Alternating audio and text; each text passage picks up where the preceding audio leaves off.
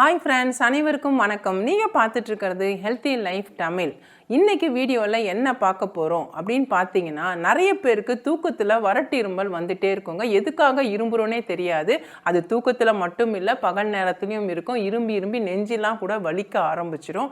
அந்த மாதிரி வறட்டு இருமலை சரி செய்யறதுக்கு நீங்கள் அரை ஸ்பூன் எடுத்துக்கிட்டாலே போதுங்க, அந்த வறட்டு இருமல் சரியாயிடும். நான் ஏற்கனவே ட்ரை பண்ணி பார்த்து நல்ல எஃபெக்டிவாக இருந்தது.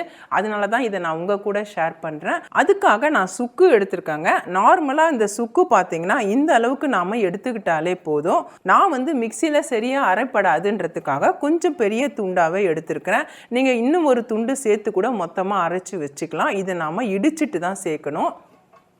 லேசாக நான் இடித்து தான் வச்சுருக்கேன் பாருங்கள். அப்படி கல்லில் தட்டி எடுத்து வச்சுருக்கேன். அப்படி லைட்டாக நீக்கினோடனே உடைய ஆரம்பிச்சிருச்சு. நம்ம தட்டாமல் அப்படியே சேர்த்தோம்னா மிக்சி பிளேடு உடையிறதுக்கு வாய்ப்பு இருக்குது. அதனால் இந்த மாதிரி தட்டிட்டு உடச்சிட்டு போட்டுக்கோங்க. இதை நம்ம பவுடராக அரைச்சி எடுத்துக்கலாம். சுக்கு இந்த மாதிரி அரைச்சி எடுத்துக்கோங்க நல்லா நைஸாக. இதில் லேசாக கொஞ்சம் நாறுகள்லாம் இருக்கிற மாதிரி தான் இருக்கும். அதோடு சேர்த்து தான் சாப்பிடணும். அதை நீங்கள் செழித்து எடுத்திங்கன்னா இதில் ஒன்றுமே தேராது. இதை நான் அப்படியே பவுலுக்கு மாற்றிக்கிறேன்.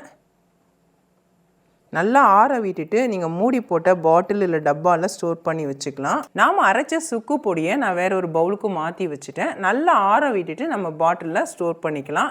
இப்போ இதில் இருந்து நாம் எடுக்க போகிறது பார்த்திங்கன்னா அரை டீஸ்பூன் அளவுக்கு தான் நாம் எடுக்கணும். இது மாதிரி எடுத்துகிட்டு இதை வேறு ஒரு பவுலுக்கு மாற்றிக்கலாம். இந்த அரை டீஸ்பூன் சுக்கு பொடியோட அரை டீஸ்பூன் அளவுக்கு தேன் சேர்த்துக்கோங்க.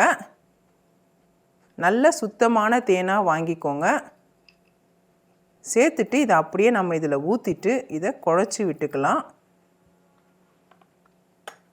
ரொம்ப தண்ணியாக லிக்விடாக இருக்கக்கூடாது, கொஞ்சம் திக்காக தான் இருக்கணும்.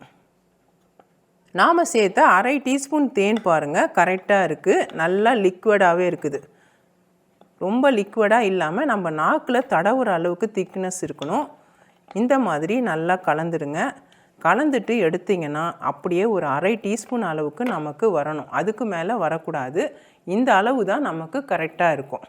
இதை மாதிரி ரெடி பண்ணிவிட்டு இதை நீங்கள் அப்படியே உருண்டையாக உருட்டி வாயில் சேர்த்துக்கிட்டாலும் சரி, அப்படியே நாக்கில் வச்சு வடித்து விட்டுட்டு சப்பி சாப்பிட்டாலும் சரி, இந்த மாதிரி சாப்பிட்டா போகிறங்க. தினந்தோறும் ஒரு வேளை இல்லைனா 2 வேளை சாப்பிடுங்க. உங்களுக்கு வறட்டு இருமல் பிரச்சனையே இருக்காது. சின்ன குழந்தைங்களுக்கு கொடுக்குறதா இருந்தால் 1 ட்ராப் இல்லைனா 2 ட்ராப் அளவுக்கு எடுத்து நாக்கில் தடவி விடுங்க.